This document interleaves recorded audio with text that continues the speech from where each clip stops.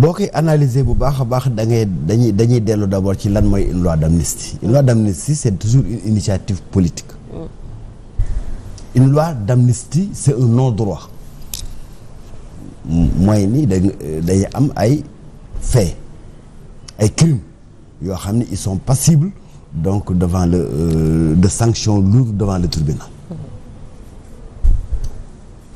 Un gouvernement, c'est une initiative politique, dit que nous allons oublier ces crimes, nous allons oublier ñaawteef yi nga xam ni def nañ ko. Donc on impose un oubli par voie administrative, par la voie d'une loi à des victimes. ku am doom ñu rey ko ci événement 2021-2024 bi te yaa ngi am lu la naqari et tu as besoin de savoir la vérité. soxla nga xam kan moo rey sa doom. Collectivement dans ce pays maanaam tout à l'heure dañoo traversé une période difficile de 2021 à 2024 kenn xamul sax ñaata nit ñoo dee. yii bilan nee nañ 86. yii bilan nee nañ 80. ñii ni 84. et l'association Free yi def ay enquêtes qui paraissent assez sérieuses nee nañ 65 ñoo dee. kon tey le peuple sénégalais xamuñu sax ñaata nit ñoo ñàkk seen bakkan ci événement 2021 à 2024. et nous avons besoin de la vérité. Alors la loi d'amnistie dit que il y aura pas de vérité et il y aura pas de justice. On impose à tout le monde le silence et au mieux on vous impose l'oubli. Une loi d'amnistie, mooy les faits ne sont même plus susceptibles d'être évoqués. Donc c'est une injustice boo xam ne dafay ajouter wu sur une injustice, sur une violence yi citoyens yi subir. Donc fondamentalement une loi d'amnistie dafa nekk loo xam ni donc balaa ñu koy voter dafa war a nekk lu ñuy waxtaanee lu ñuy discuter en profondeur au niveau d'une société. Ouais. Maintenant contexte bi ko président Macky Sall jëlee woon c'était un contexte où lui il avait besoin de trouver une solution politique pour régler une crise politique boo xam ni Sénégal moo nañ fa jóge suñu état naax saay. Donc avait-il un autre choix?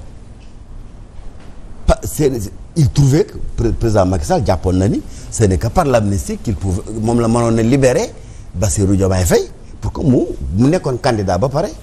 La campagne électorale était déjà en cours. Ñun on était sur le terrain. Fépp Tawfekh était déjà dans la candidature di jàppale. Bassirou Diomaye Faye. Alors que Bassirou Diomaye Faye ngi kaso. Donc le président Macky Sall devait trouver une solution politique qui lui permettrait, tout en sauvegardant les apparences de l'état de droit, mu génn Bassirou Diomaye Faye pour permettre ko mu nekk candidat. jamono jooju ni mu ko defee la démarche approuvé nga ko woon. Moi j'ai jamais approuvé la loi sur la loi portant amnistie. Car je l'ai toujours combattu. te mu permettre Bassirou Diomaye Faye génn. Oui, mais je l'ai toujours combattu. Ousmane Sonko génn. ñu mën ci def ci élection. Ce n'était pas la seule solution politique. ngeen gagné ci. Voilà. Parce que c'était pas la seule solution politique. C'était pas la seule solution politique. Oui. ban alternative la mën a am. tëjoon de manière brutale. Oui, ça on est d'accord. de manière injuste. tëj bi am na mais génn bi moo ma jaaxal. c'est à lui mu génne ko. kon defuñu woon dara comment. defuñu woon dara kon nag buñ la déggee. buñ la déggee il n'aurait rien fait. Bassirou Diomaye Faye deful woon dara. non je pense qu'on ne va pas épiloguer. Non, c'est ça, mais on ne va pas épiloguer sur le caractère extrêmement répressif et brutal du régime de Macky Sall. Waaw non loolu mais pour ce cas précis. monsieur le président pas. Oui. Bassirou Diomaye Faye lu mu def un droit du citoyen à critiquer la justice. na ma ko waxee attention les citoyens waaw xam nga les citoyens ils ont le droit de critiquer leurs institutions. Oui, mais avec la manière. Quand une institution. Avec la manière. Et on va y revenir. Wow. Moi c'est sur ça même que je vais interpeller le président Bassirou Diomaye Faye. Effectivement que li nga xam ni mooy cet art supposé de la justice. ñu mën a dem vers des corrections en profondeur de comment notre justice fonctionne. Vous avez déjà fait des assises bi ñu toogee ak léegi def na fi ay assises alors loolu. bu ñu changé question nañu des fële ba pare on peut revenir sur ça après. Donc je dis c'est ça qui est l'imbroglio de la loi portant amnistie. Mais d'une part, le président Macky Sall était face à une situation politique. Il a trouvé cette solution politique. D'autre part, que la loi d'amnistie, une loi d'amnistie est par essence une injustice qui s'ajoute à des violences que des personnes ont subies. Alors, ma proposition pour le président Bassirou Diomaye Faye, c'est de dire d'accord mu démb ci loi d'amnistie bi, d'accord mu ci tey, d'accord mu ci ëllëg, c'est une loi qui doit être abrogée. La solution c'est quoi? La solution c'est qu'il faut mettre en place, il faut s'inspirer des expériences gagnantes à travers le monde. Afrique du Sud bi ñu traverser une situation bu demee nii, l'apartheid avec des milliers de morts, avec un combat de l'ANC bi ne ba arrivé ba Nelson Mandela ñëw au pouvoir. fu ne mënuñoo nekk di fayantoo.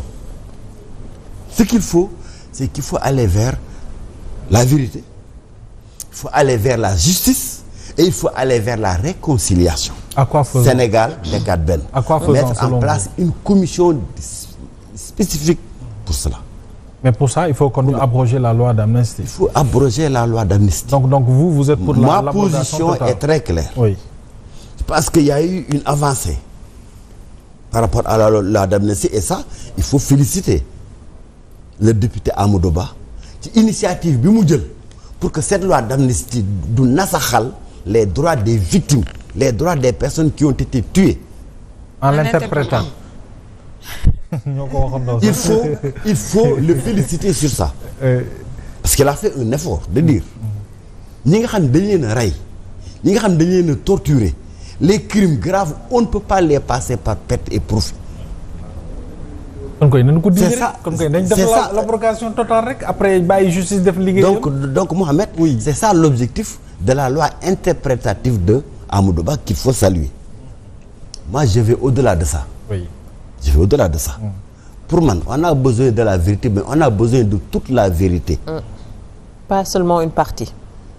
On a besoin de toute la vérité et à partir de la vérité, on a besoin de la justice et après la justice, aller vers la réconciliation.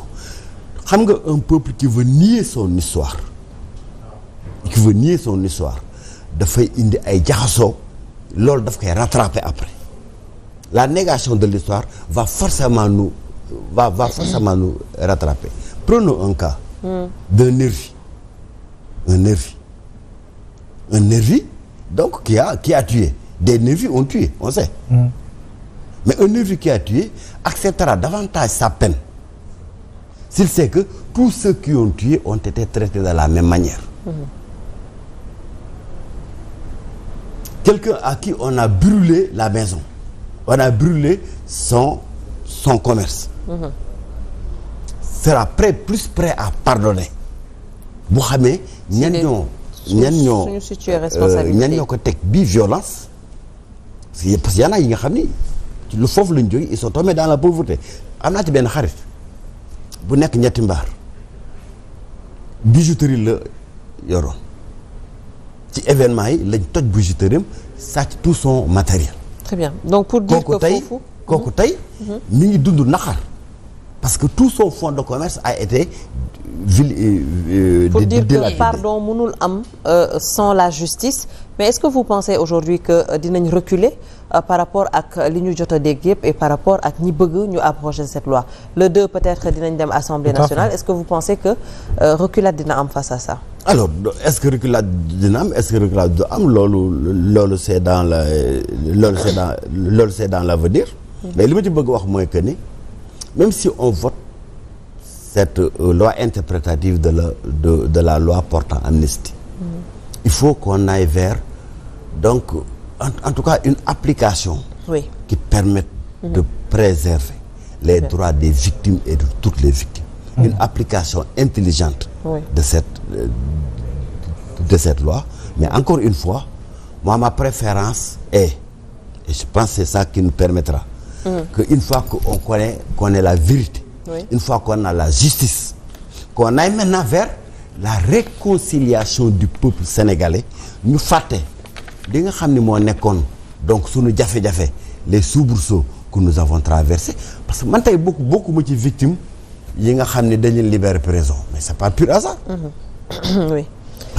Parce que Cheikh Dieye était de toutes les manifestations dans la rue pour défendre la démocratie. Très bien. Cheikh Dieye était de toutes les manifestations dans la rue pour que Macky Sall jóge fi. J'assume que j'étais dans ce combat démocratique. taaloo nag. bon peut-être que taaloo.